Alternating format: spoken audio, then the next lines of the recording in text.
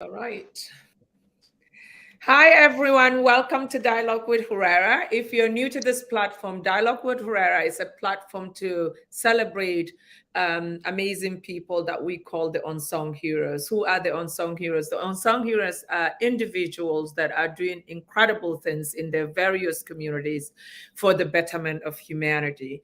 They may be, the media might not be on them, but they're really truly changing lives. So we like to bring them, talk about their journey, what inspired them to do all these great things, so that hopefully through this dialogue, you may learn a thing or two, and they may mentor, inspire you to start doing something incredible in your own various community as well. So today we have Dr. Goje Mohammed, and he's an incredible humanitarian. I honestly, reading his bio, I was thinking that I'm going to see a 60-year-old man because of all his accomplishments. He had accomplished so much at such a young age. I'm even afraid to ask him how old he is, but obviously looking at him, he's a very young man. So welcome, Dr. Goje Mohammed, to Dialogue with Khuraira, and please kindly introduce yourself. Please go through all your bio, because I usually do not read people's bios because I don't want to butcher anything. So I'll give you the opportunity to talk to the audience, and then later I will ask you questions. Is that okay? Yeah, thank you. Okay. Thank you very much for this. Thank you very much for this opportunity to interact and share from the little of our experiences with our younger generation and the general public. My name is Goje Mohammed. I am from Bunyadi, Gujiwa local government area, Yobe State. I was born in 1980, precisely September. I attended my primary school in Borno State, my secondary school in Yobe State. I did my degree in veterinary medicine from University of Maiduguri, my second degree in Epidemiology and Biostatistics from University of Putra in Malaysia. I'm married with 6 kids. I have worked both in government and private sector. I'm currently the Executive Secretary of Yobe State Emergency Management Agency. I like traveling, and I like meeting new challenges. Thank you.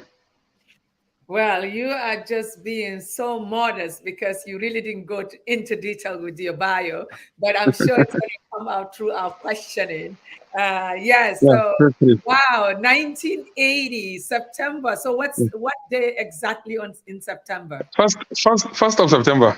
Wow. So Monday. You're a Virgo like me. Virgos are really, they are super doers, and they can always rely on a Virgo. So I can see you're a workaholic. Yeah, thank you very much. Thank you. Congratulations for all your accomplishments. And first thing that came to my mind when I was told about you. Actually, I don't know, it's because we share a lot of common friends on Facebook. And one day, one one of the Yobians made a comment about some of your outreach program and on Facebook, and it flashed on my feed. And since then, I've been following your work.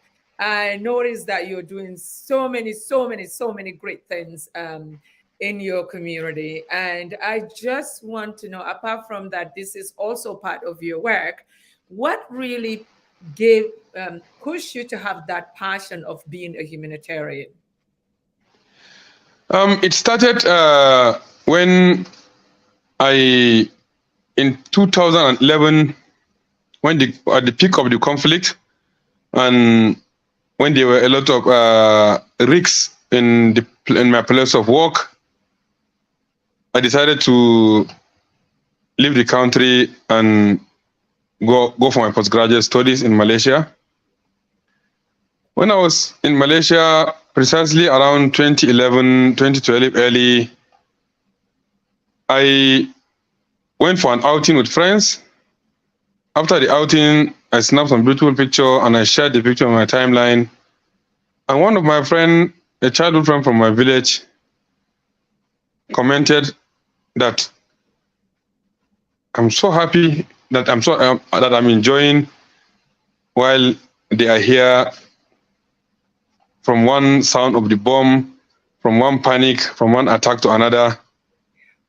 From then, I came back to my senses and I was like, even though I'm away, even though I'm in a safer environment,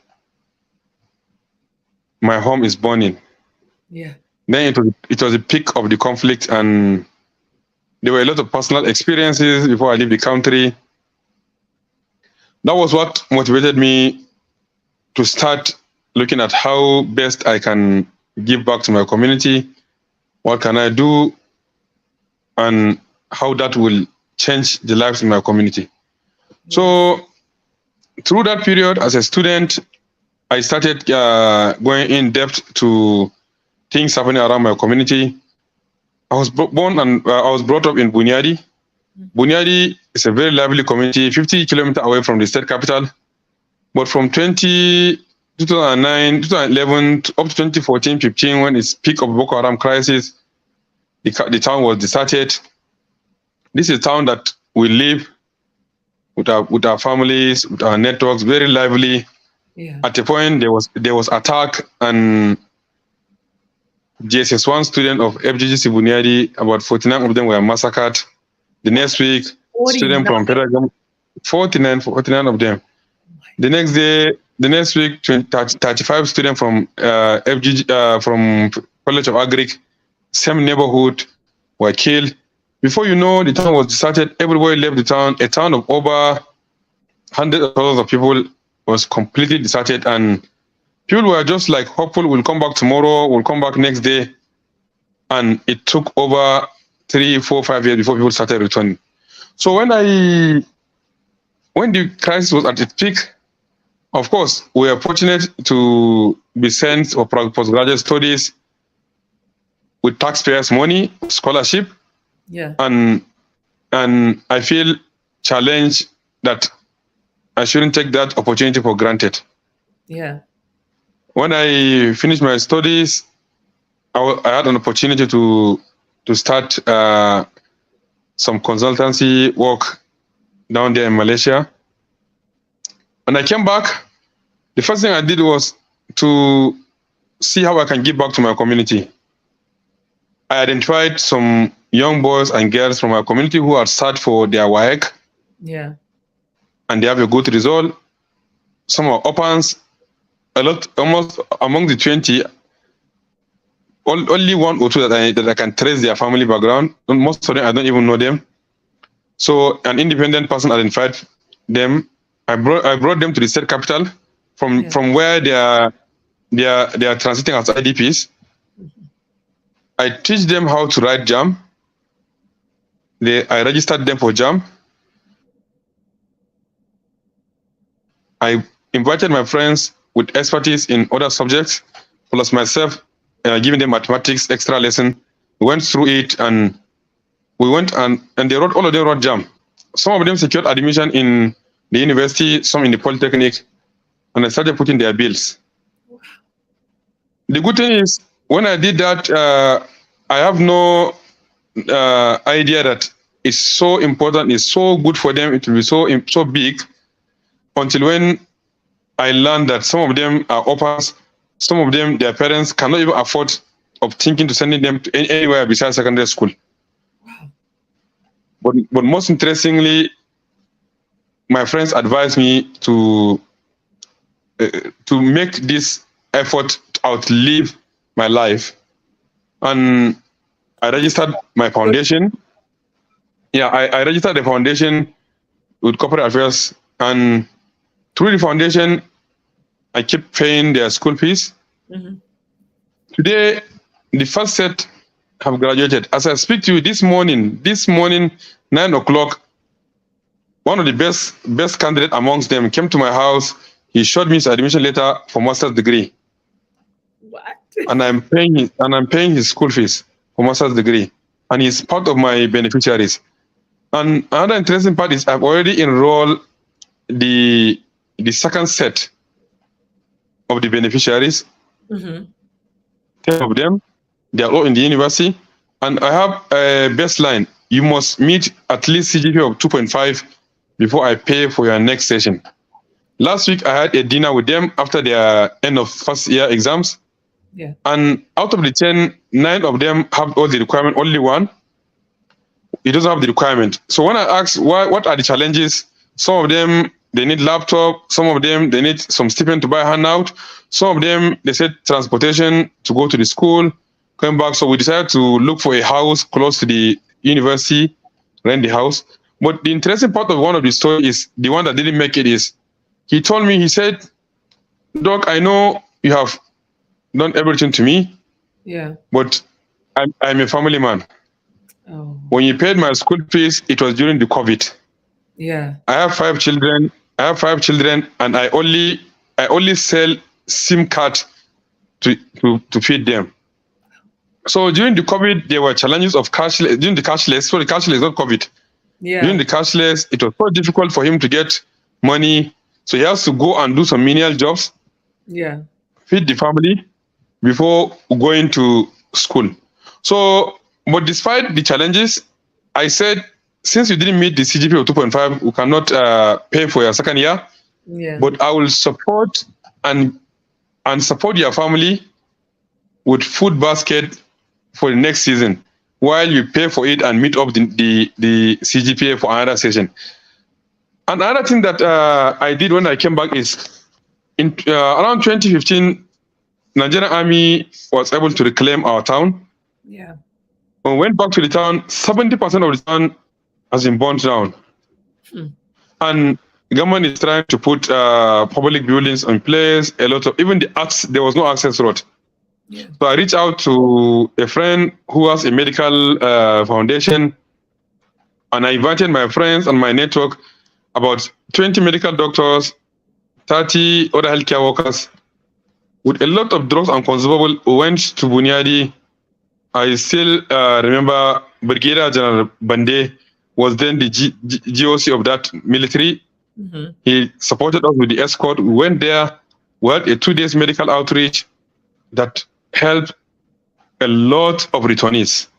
Wow. And so these are some of the motivations. And I feel if government has paid my dues from primary school up to my second degree, the little I can do is to come back and give out to my community. I don't know who will pay the school fees of my children, but whatever is it, if I have the opportunity, I feel I should do it. So that's how I started. And from there, I joined the humanitarian work through different organizations, as you see in my resume. Yeah. And I kept learning. Melinda Gates Foundation and all of that. A lot of different organizations, different grants. So through that... Well, I don't want to cut you off. This is really incredible. What, it's very important what you said.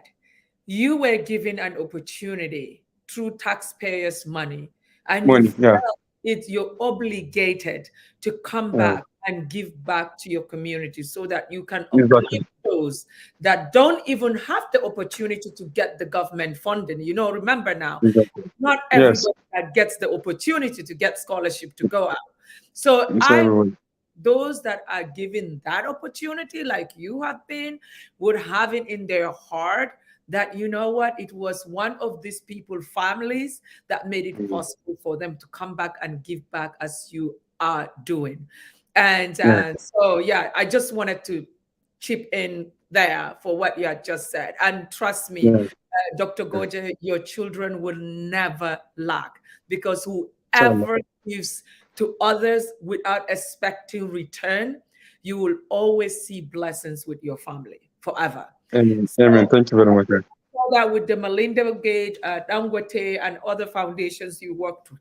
Ron, and please kind of walk us through how you got in contact with this kind of, because the youth are listening.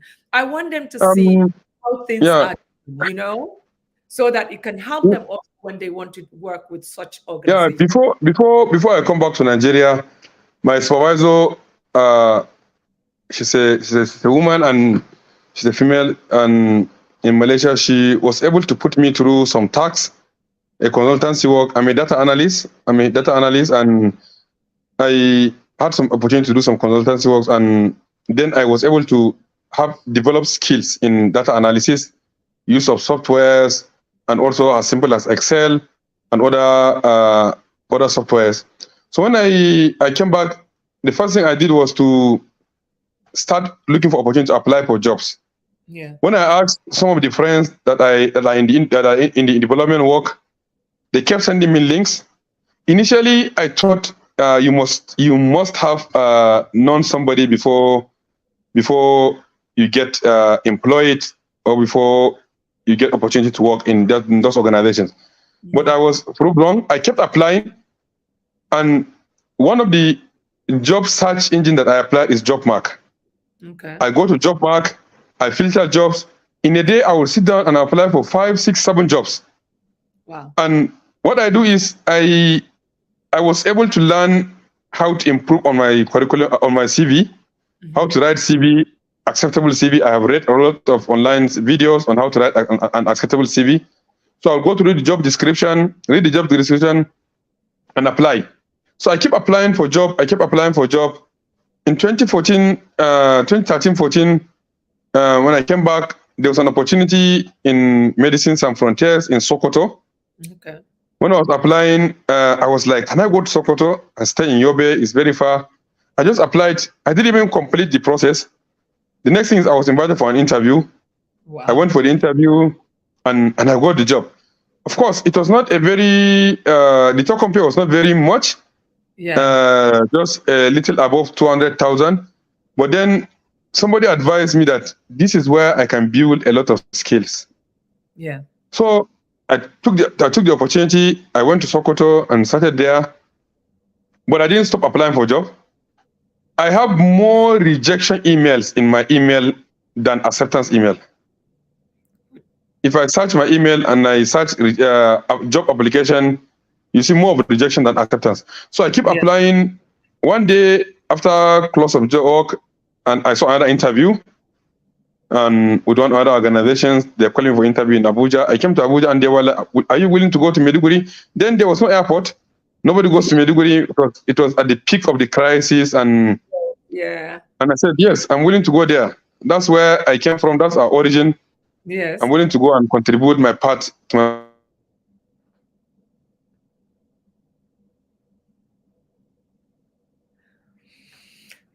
So I think Goje had gotten frozen for a second through network. But if you're listening, please pay attention, young people. Did you hear what he said? He got so many rejections more than acceptance when he in the course of his applications.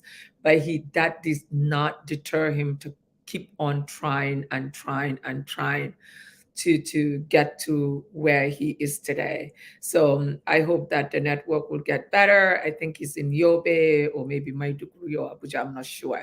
But, he's frozen. Rofai is, could you check and see what's going on at the with Dr. Goje? I think he will be back. Probably it's a network. But I work. But I work. Okay. Is it network? Okay. So what I actually want to say, okay, what I want to say to like a lot of the viewers, especially the young ones, it's like you see people and you see their CV or you see them doing something and you think that it just happened like that, But hearing from Dr. Goje, you have noticed that he didn't even know he can get accepted. He didn't have connection, nothing. But he kept trying and trying and trying and trying and until he got a yes. So don't sit there and think that because now you hear no employment, you can't. And I think we are also at this in this generation of that you can actually get online jobs. Your opportunities are wider than you can ever imagine. You don't have to think that you have to do the job in just your community. You should be able to, you should be flexible to change states if that will give you an opportunity to go get a job, especially when you are single, you know, and keep trying and keep trying. I hope that we are able to get Goje back, big Dr. Goje back, because there's so much that through his CV, I think you guys will learn a lot from him. How he rose to where he is at a very, very young age, because his accomplishments, to be honest with you, I didn't match it. I didn't think that he was born in the 80s, but looking at his picture, I knew that he was young. So yeah, also prepare your questions if you have questions for him to ask him. But it's important that, you know, you try to get out of your comfort zone and try and try and try. It's all, I know it's very difficult for to hear a no when you think that you have the qualifications, you have everything that is needed, as you assume is needed, and you think you're the best, and then get a no. It hurts, it's disappointing, but still, don't look at it that way. Keep trying, and you would see that. Hello. Hello. So yeah, I was just telling them that, you know, it probably was network, and I was the last few things that you mentioned, I was No, it was network. I have to switch between the network. Yeah. Okay. So I was just telling them that they should listen to you very well, how you said that you were turned down so many times, but you never gave up. And also have to go to places that you were not comfortable going, but you decided, you still went. So go ahead. I was just trying to fill in time before you come back. Yeah. So from Sokoto, I kept applying for job, a lot of rejection, and finally I got an opportunity to go to Maiduguri. That's my birthplace, that's my origin. And if we and give our part, who else will? Because we know the language they speak, we know the genesis of the conflict, we know everything, we know the nook and crannies of the place. So I picked the opportunity, I went to Maiduguri. But then going to Maiduguri changed my life, because the Maiduguri I left in my childhood was not the Maiduguri I met. When things have changed, there was a lot of trauma, people are just aggressive, everything has changed because of the conflict. But then there was an opportunity to do things and make things better. And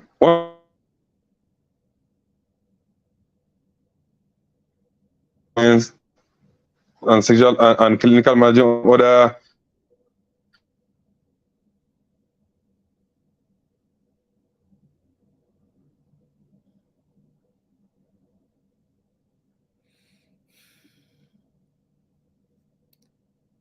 I really, you know, the one thing that I pray in the next like 6 months or a year is Nigerian government to work. That opportunity has really changed the way I do things. And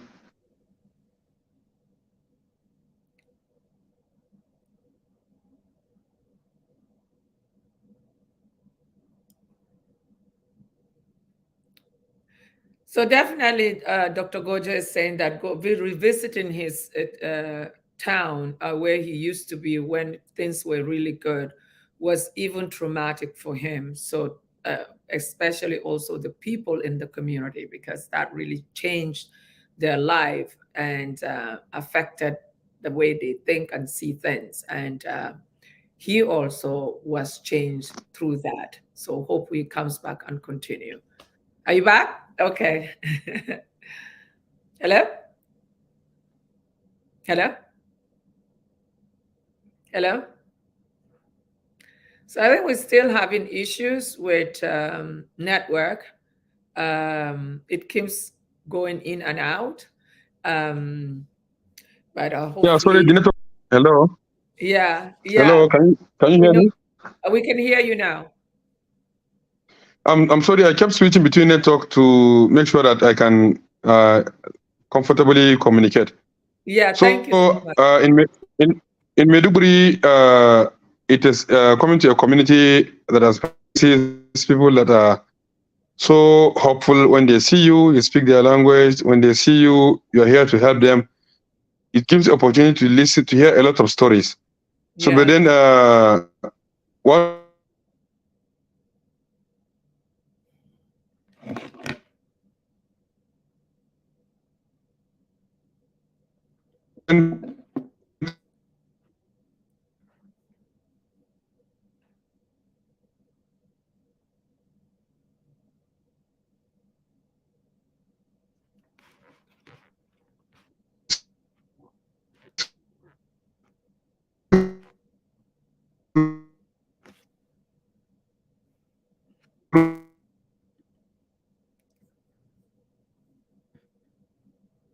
Hello?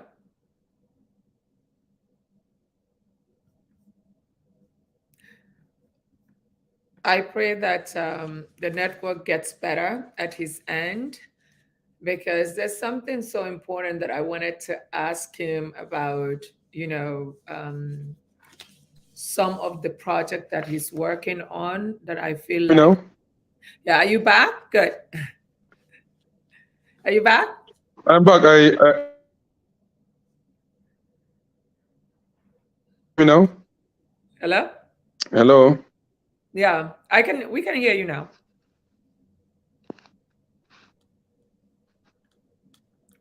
Hello. Yeah, we can hear you.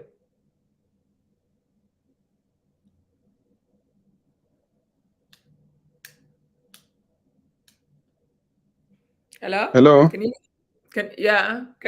you hear us?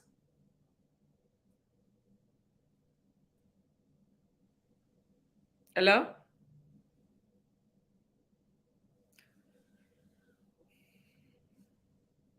Network.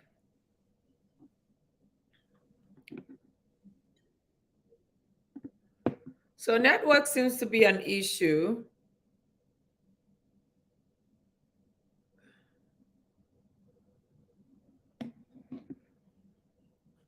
Hello?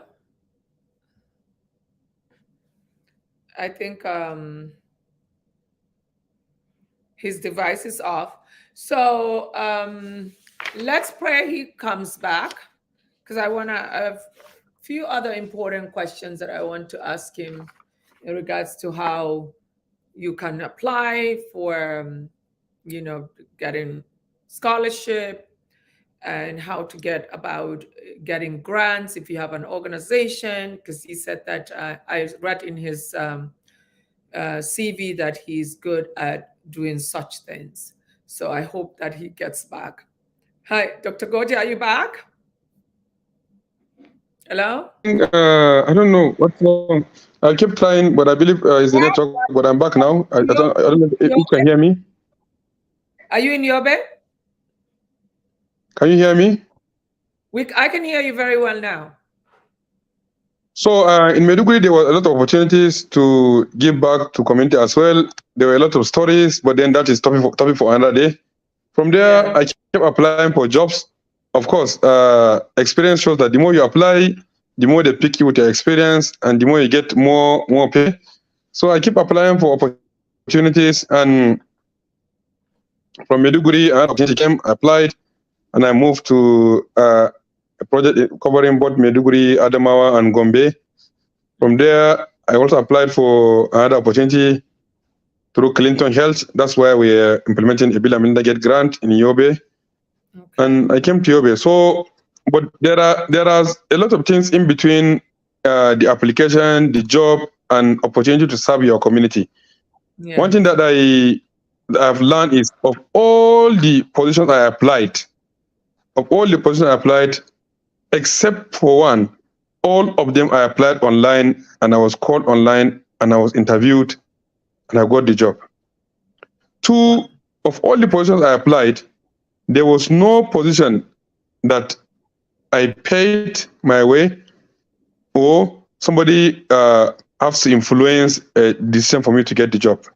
Yeah. But then beside that successful applications, there were a lot of rejection. They will reject you. Some you go to the first interview, second, third stage, you'll be rejected. But I keep applying, and it keeps giving me experience and to apply. Yeah. And not quite long, I saw a flash of a job through my email, and I applied for the job. And I did first interview, then subsequently they sent a mail that I didn't qualify for the next interview. So it doesn't cost you anything by applying for a job. The worst it can cost you is your data.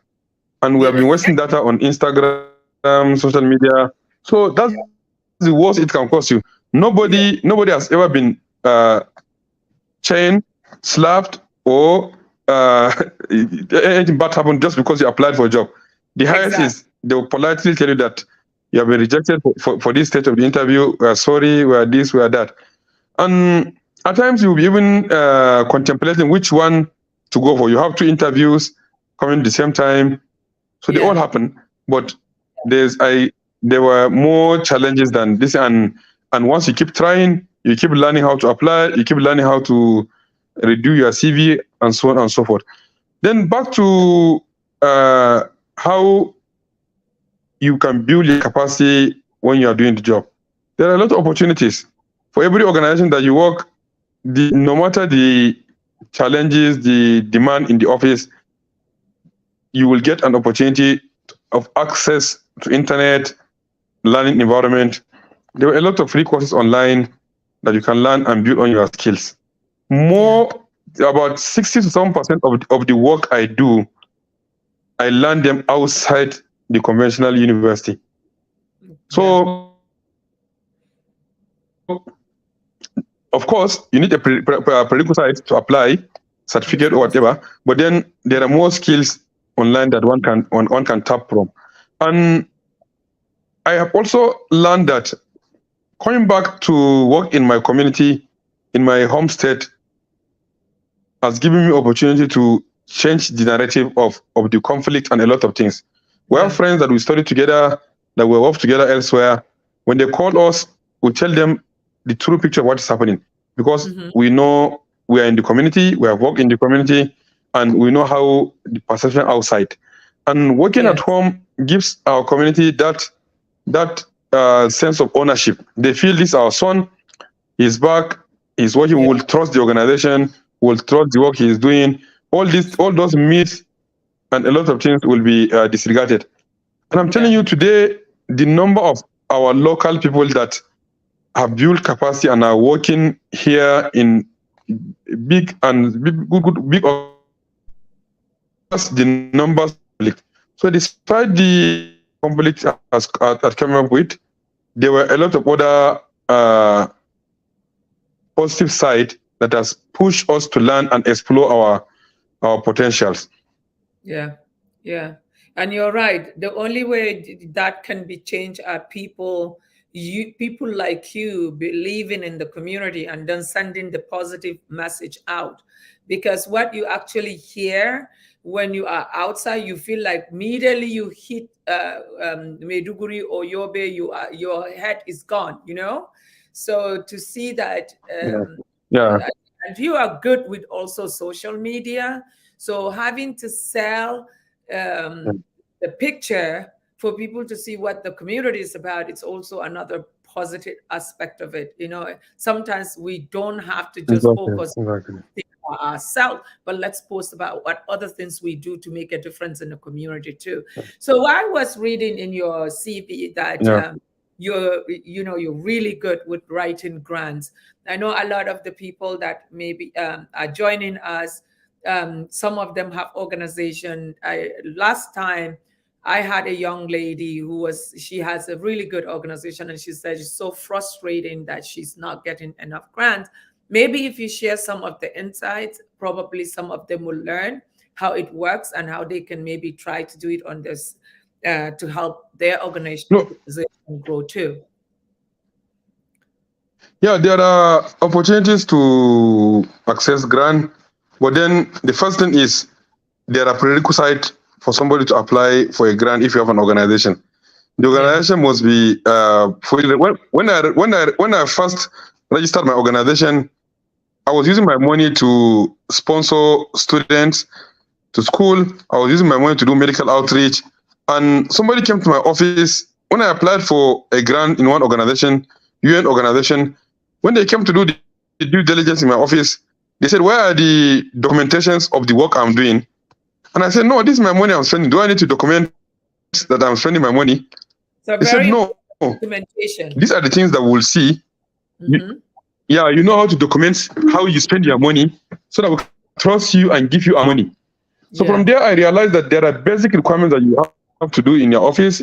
One, all the registrations, the SCOOM, the FRS, all the basic registrations that needs of an organization to be in place. You need to do that. Then secondly, you need to show the donors that you are frugal in keeping money, in spending resources, accountability, all the documentations, all the processes are there in your office. Then the next stage is when it comes to application, for every applications, there were checklists that must be available. So what I usually advise is people should go through the checklist, ensure that you have them. If you don't have them, make sure you have something similar to that. Okay. And even if you don't have them, it shouldn't discourage you. You apply, maybe you'll just be rejected, but you know that these are these things that you don't have. But if you keep refusing to apply because you don't have opportunity to have all those documents, you will not be learning through the ladder of application. Another thing is after application. So how do they access where to apply? That's also important. Good. Yeah, the same online. There are there are NHF, National Humanitarian Funds. There are other grants that organizations advertise online through the different platforms.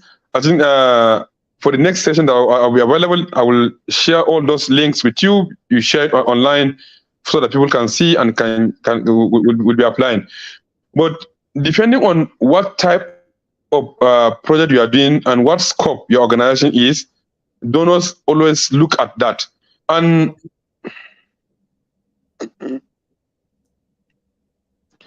donors try to look at that. And organization must be grounded before a donor feels free to interact with it. Grounded in the sense that if a donor is opening up for advert in particular community, at least your organization must have a physical presence in that community. And it doesn't take anything to have a physical presence. If you are in Yobe, you want to work in Yobe, you have an organization that you have never accessed grant, as simple as your house address is enough for you to show that you are traceable. You have a physical address that can be traced so that donors can see that commitment in you. But of course, one has to start somewhere. It doesn't mean that a grant must be something very big. It can be a grant from a local government. It can be a grant from a philanthropist. It can be a grant from Khuraira. I applied for a grant. I want to do a town hall meeting on gender-based violence. It costs just the hall and refreshment, just 70,000 naira. Yeah. But the fact that it's Khuraira gave me the grant, and the grant comes to my account from Khuraira, that means it's something that I can write in my resume of my organization that I've accessed something funding from Khuraira and I've did this activity. Yeah. So documentation is donors want to see all these things over time. Yeah. Documentation is very key. You must have all the necessary prerequisites, and most of these guidelines are online, and it shouldn't discourage people from applying. From that day, my friend advised me to document how I spend my own money. To date, my organization has been accessing grants from different UN agencies, and it's just started like a play. But of course, there are other rejection, competition, and at times you do you form some consortium and apply for the resource so that others will have the strength that you don't have, and the donors will see that strength collectively and give you the grant. Yes, true. It's true. You don't know what they may be looking for, and also it could be. There's certain things that they're looking for a community and no one else has it, even though they're stronger, but you have that. So you have to put. But you have it. That's the advantage. You're a local organization. You have access to the community. Your staff can speak the dialect, can speak the language. So, and most of the donors are now going to the direction of sustainability and ownership, because there were a lot of demands globally, crisis everywhere. So funding, there was shrinkage of funding across the globe. So if they want to give money now, they want to give to organizations that when they exit, at least there's continuation. They have transfer capacity in that community. I totally, it's everywhere. People are, I mean, big organizations are now overstretched.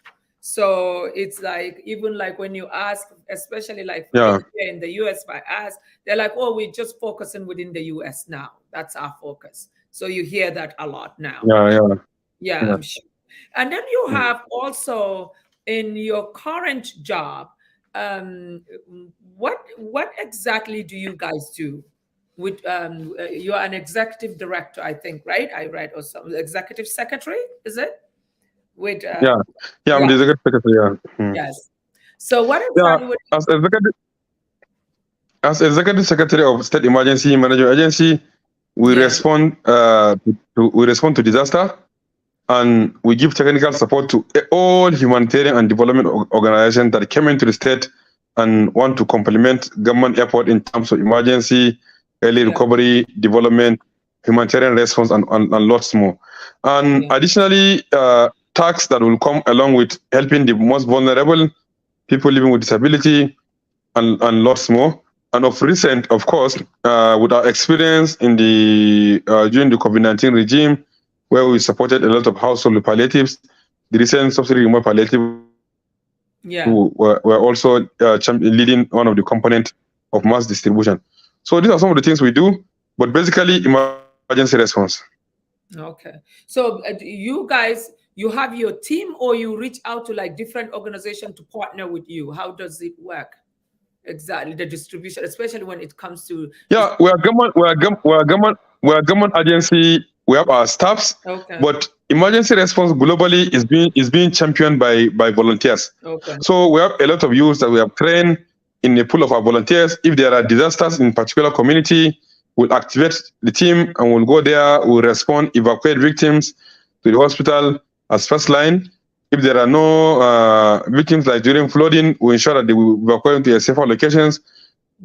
Then we mobilize resources through government and other partners and respond to their immediate needs: shelter, health, livelihood, food items. And this is how we do. But of course, partners also come in. We have partners that we partner with them, United Nations organizations, INGOs that are in the state. They want to key in and complement government effort. They will come in.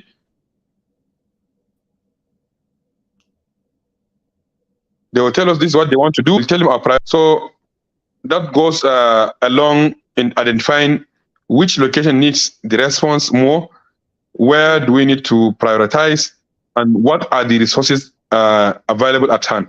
So this goes across the state, but basically is the normal public service work. Okay. And also, like, and I think also with that also goes back to what you're talking about, knowing how to document things, because having to train these people, making sure you have their contact information, and then where you can reach out to them in a blink of an eye, is to make sure that you have the right contact and how you can reach out to them. I always tell, sometimes we have an organization, I think, which our members I've told you about. It's always what I preach to them is like, make sure whoever we train, there's documentation that we can reach out to them when things happen, because, or even for what we spend, it needs to be put down, which is, thank God we're good with that. But for younger younger people now that are getting into having their NGOs, I'm glad that you walk them through this, because it's so important that they understand that it's not something that because you see an organization is doing it so easy to do, but at the same time, don't be discouraged. You just have to learn and ask questions too, right? It's very important. And every humanitarian or disaster response is data driven. You must have a data that will guide you, and that's why some of the challenges, especially working in government, when disaster strikes, when you go to the field and do your first response of evacuation, people will be apprehensive, waiting for relief to come. But of course, no relief will come without data. No relief would come if you don't have the information that you need to respond. You need to know how many women in that community, so that when you are going, you go with enough sanitary pads. You need to know how many elderly are there in that community. You need to know how many mosquito nets you need to go with. So these are things that you need to assess and have the data before you respond. Of course, there was an experience that during a flood, we went to a community, and during one flood, there was a flood in one community. We went to that community with food basket, bags of rice, but the community said that they don't want rice. They don't want food. They only want empty sacks of bag.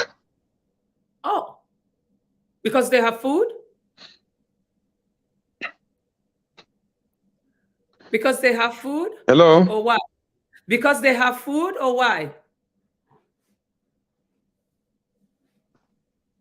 This is getting interesting. Hello? Yes, I can hear you now. So why do they not want? So the community said they don't want food. They only want empty sacks.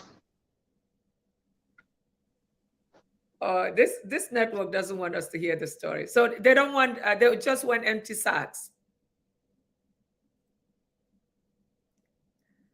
Hello, Dr. Goje.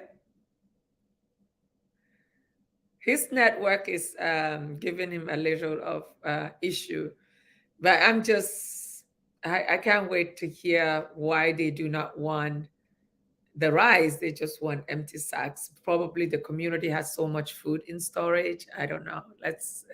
Hopefully he will get back to here. So while he is trying to connect back, when you have an organization, it's very, very important to understand that data is important.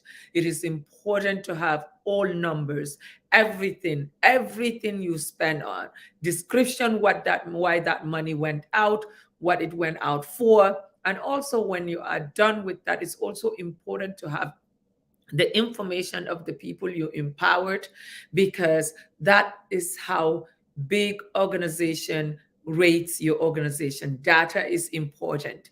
You could be doing all the right things, all the great things, be transparent and all, but if you don't have those numbers, it's as good as you are not doing it right. So numbers are very important. Whatever you're doing, you have to have numbers. You have to have follow-up. They will have to have monitoring and evaluation to be able to gauge yourself and say, how far have we gone? And the only way you will know how far you've gone is how many, what you've measuring what you have already done, how the impact it has made. If you don't have the information, how would you know that you have made an impact? So it's very important that, like he said, make sure that you have numbers. As you heard him, after putting numbers down and showing organization how he spends his money, more opportunity has opened for him to have more funding to help these young men and women to gain education, to some of them even finishing their university, and some are even attaining masters. So it's really incredible just to see what the human spirit can do when you set your mind to do it. It's all about, what pushes you to do something, and after it pushes you, how ready you are to face adversity. A lot of the times people give up, not because of anything, is because they just can't deal with rejection. It's okay to be rejected. Like he said, the worst you can do is waste your data. But imagine that you've been applying and applying and applying, and then you decide one day you're not going to send the next application, but that application you gave off on could have been the one you've gotten the employment, could have gotten you the employment. So it's very important to try to understand that it's not personal to hear a no when you're looking for a job or when you're looking for a grant, because you know what? It's just one little thing that might be missing, but you might be what you're going to gain from there is experience. Experience is key. All right, so I try to fill in when you are not here. So what happened? Why did they? Hello. Yeah, thank you for coming back. So what happened? Hello. Why? Hello, we can hear you. We can hear you.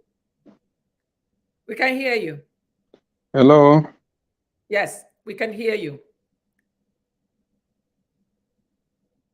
Hello? The network was too bad. Hello, can you hear me? Yeah, we can hear you.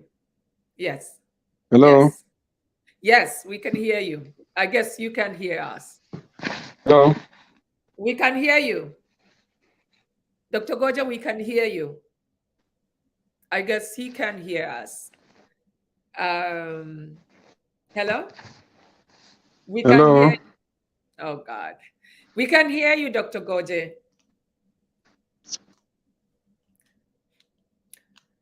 So yeah, what he said is so true. The worst that can happen to you, you wasted your data, but we waste data all the time, sending things that we're not even supposed to send, saying things that we're not supposed to say, getting into an argument on social media, which is baseless. That you could have used that energy to better yourself.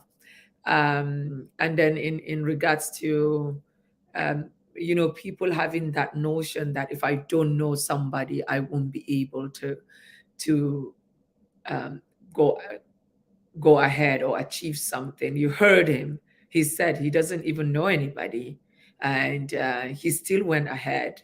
He just, and I think we will get all the information. Rufai, get the information of the website. He said that people can go on to search for jobs. I think we also would want to ask him what also websites people can go to get um, the directory for grants as well. So we hope when he gets back this time, it's going to be. So you Hello. back? Yes, yes. We've been hearing I'm you. back. Okay, we've been hearing you. It's just you not But hearing I us. can't hear you. Clear. That's what I figured out. You can Can you hear hear us. me? Yeah, I can hear you. You still can't hear us? We can Yeah. hear you. We can hear Yeah, I can you. hear you loud and clear. Okay, excellent. Loud So and clear, yes. Yeah, I why can did hear you, they yes. why did they just say they just want the sacks, not the rice? Yeah, because at that point, what they wanted was an empty sack so that they can put sand into it, so that they can block and do embankment so that water cannot come in and destroy their houses. Because water has already destroyed many houses. And Yeah. the team I sent that time were moved by the social media complaints that there was flood. We didn't give them anything. We didn't take them food. They carried a lot of food, went there, and they don't want food. They want empty sacks. Once they do embankment, their remaining houses and their animals will be safe. Then they can go Yeah. to the next stage of recovery of the remnants of the destruction. So Yeah. you will see them emptying the food into something else and using the empty sacks to put sand and do embankment. So data is very important in terms of ensuring that that You have sent the you have relevant. already you have what it takes to, yeah, data. No matter how much you want to respond, it Yeah. will be as if you're not guided, or you are just these are some of the encouragement we advocate. So for every response that you will do, it must be driven by data, and that data should be Guidance.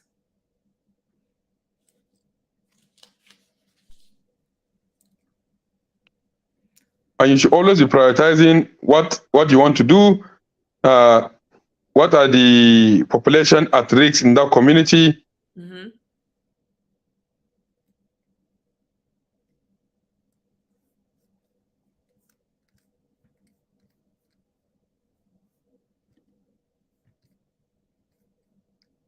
So my people, it's actually we are really having a lot of network issues with Dr. Goje. We have about 5 minutes. When he gets back, I think we're gonna wrap it, and I'm gonna ask him to share some of the links for how you can search for jobs, how you can apply for grants, and all of that stuff. I think he, it's he having to when getting that will help us help some of you to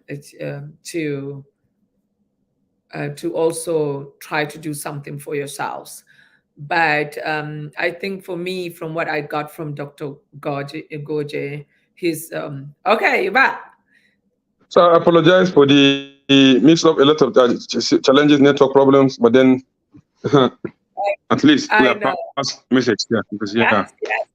So you have mentioned a lot of important things. I would say you have mentioned about the old, what I feel like reading your resume, seeing, I'm shocked that you're saying that you've gotten a lot of your jobs without any connection. And you know how people in Nigeria have the perception that you have to know somebody to get somewhere. So this is really, really refreshing to hear. And I was saying that in fact, all my jobs, except one, all of them I applied through my job mark online.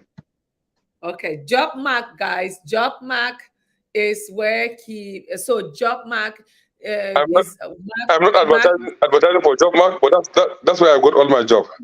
It's not even about advertising for them. This is a good. I told them that while you were away, we would want to see if you could help everyone that we featured. We like if it's okay with them to put their contact number, like some important links that can help our audience, because the whole idea about Dialogue with Khuraira is really to empower people and mentor them to get out of their whatever state they are, to know that they can. And today you've really given such an insert, and I think such to me hope for young people that you know what you of can course, really and we're available to So and also I saw that you do training. You train people on how to write and like grants or write something, but now you are super busy, right? You can't do that. super, of course, but of course there are opportunities end of the year, and I'm looking forward to even plan of recent on to teach people how to write an acceptable CV, because there are times that you ask people to send their CV to you. When you see the CV, it's just a copy and paste from a business center. You have to take time to edit for them before you send them or you recommend them. So I'm looking for opportunity to link up with some of my networks, some of the young guys that I've seen the skills in them, to have a session at the end of this year on how to write CV, an acceptable CV, how to write cover statement. There are a lot of people, when you ask them, please send me your cover statement, your personal statement. They don't even know what is cover statement. They don't even know. So, but we have a lot of things. There was this candidate that applied for a job, and after sending her CV, I polished the CV. When I sent her back the CV, she was like, "This is not my CV." So there were a lot of things that you can bring out from your CV. There are things that you have done, it's part of your work, and you want to do it. There are people that feel if they ask you job work experience, it's only the work that is paid. No.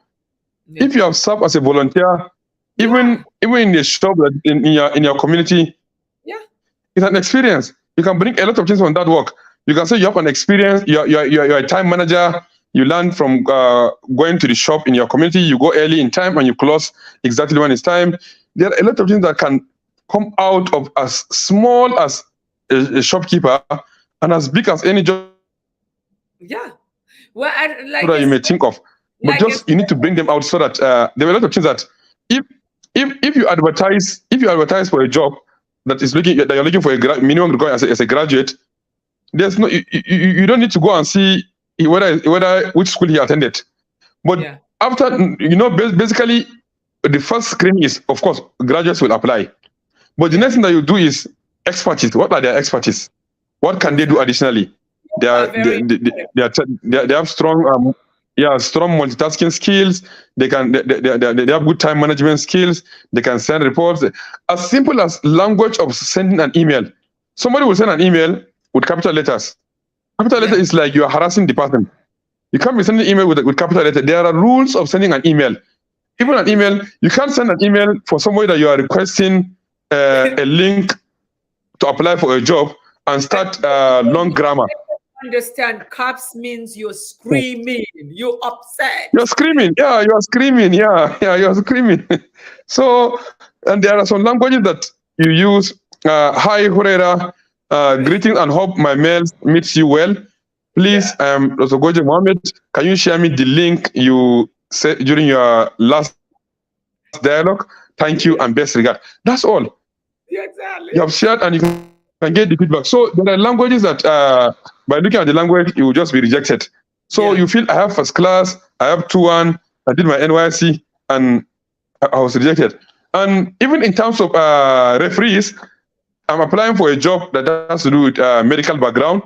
Yeah. My referee should be from my referee that works in the medical sector. I'm applying some jobs, you can easily say reference upon request, because there are places that you can apply for the job in your community, but that your referee maybe is not in good picture of that organization. Even as small as that, they can reject you. So referee upon request. So when they reach the state of requesting your reference, you know that you have already crossed that rejection stage. So there are a lot of things. No, you send a resume, you put. Yeah. I really think there's the need for that, Dr. Goje, and with the data efficiency you have, I don't think you will have any problem fishing those individuals out to help you. Our youth need a lot of encouragement, a lot of input, a lot of seriously, And also the thing that I would like the youth to understand is that don't try to achieve greatness overnight. It is a journey. It is a journey, and it's not easy. It's a process. Goje, you said experience doesn't mean physically being paid for experience. You can actually even in your community. How many young people that now are living around had gone to their community church or their community mosque or their community school, to the community? Well, we don't have community elders because we live with our elders, but when to say, please, I have this experience, I have nothing doing, can I help you? Who is doing that? And these are things that actually corporations that you work with look in a person. When you are selfless and you can your services for free, that means you can be trusted with anything. And that trusted, code attacks. That is it. That's very important. So we look forward for opportunities. We will train the young ones on, but basically people will have the opportunity, they will apply, but they will feel, why am I rejected? Of course, organization will not tell you why you are rejected, but these are some of the small silent issues that even for my scholarship beneficiaries, I told them, apart from getting 2.5 CGPA, when you go back to break, you must go to a particular school and teach. I'm not doing that just because I want them to teach, but I want them later in year, when they finish the university, in their resume, they will write that from social year, I voluntarily teach social subject in social school. And the evidence is there because the record is there. So these silent issues is a topic for another day.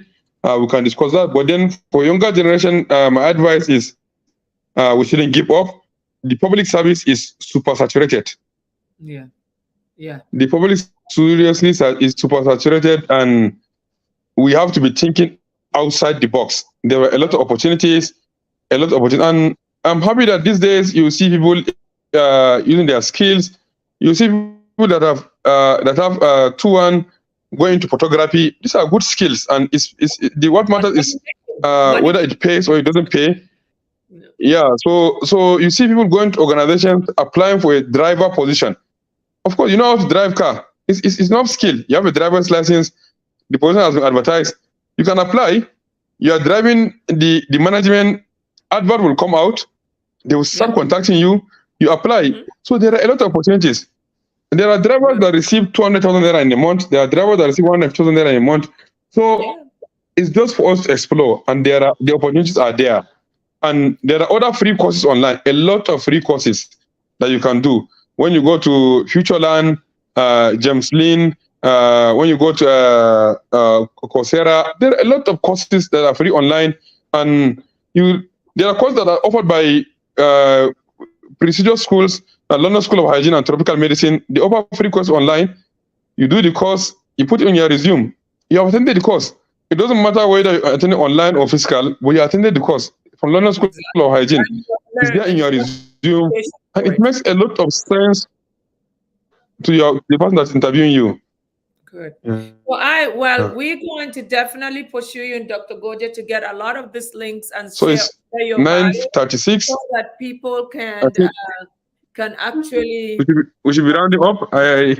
No. Yeah, it's getting late. Yeah, we'll be rounding up soon so that they can. We're going to reach out to you to get some of the links so we can put it on under your bio so they can actually. So it's already 1 hour. Past 1 hour. Even though with all the going back and forth, we were not able to complete the 1 hour. But you answered a lot of important things even at the time. That my other very important question that I want to. What is in store for Dr. Goje in the future, in the next, let's say, God willing, 5 years? Now the network is now getting him out again. As you heard, Dr. Goje said that you don't have to physically go and work and get paid to put that down as an experience on your resume. And when you are going to write your CV, please do not do caps because that means you're angry and screaming.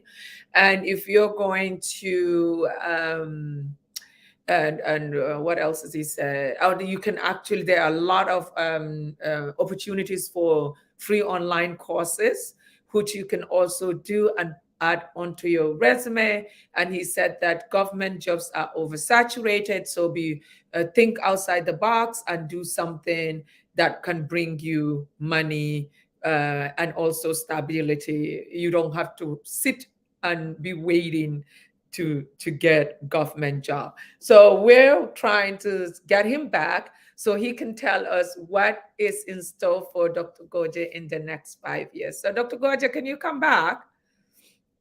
Is the network still an issue? Okay, good. Hello, can you hear me? Yeah, I can hear you now. So my last question was that what is in store for Dr. Goje in the future? Yeah, of course, with age, and I believe very few organizations would like to employ me for entry level. But then I look forward for opportunities to mentor as many as possible young guys and girls to have that mindset of going into approaching opportunities with the hope that you can get it, and you don't need any influence to do that. And personally, I look forward to improving on my capacity, on my skills. There were a lot of courses that I've seen of recently, though I don't have time, but I just task myself that for every quarter, I'll make sure I do at least one course.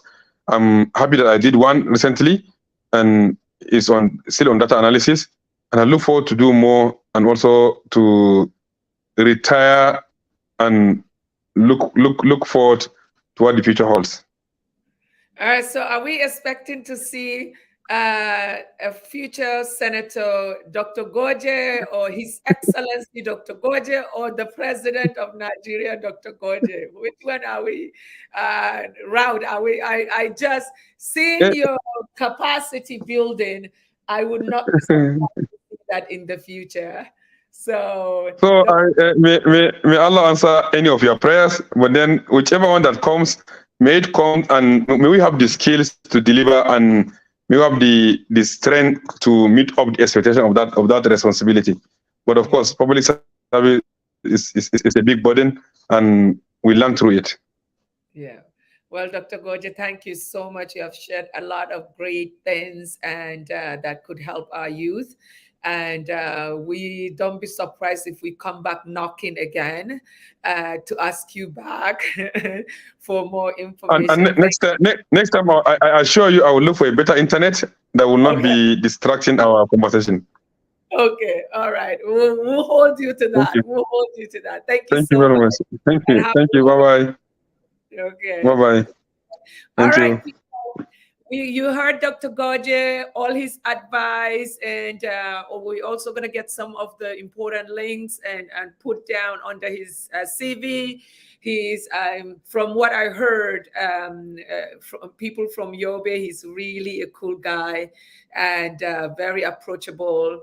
And you can see that from the way he answers and keep coming back regardless of the network. If it was someone as busy as him, would have been frustrated and said, you know what, bye, I'm not doing this, sorry, Khuraira. But he kept coming back until he finished talking to you guys. So thank you all for taking the time to watch this episode. And I hope that you've learned something and you can use it to better yourself and also make a difference in your own community. Thank you and see you again next week. Bye.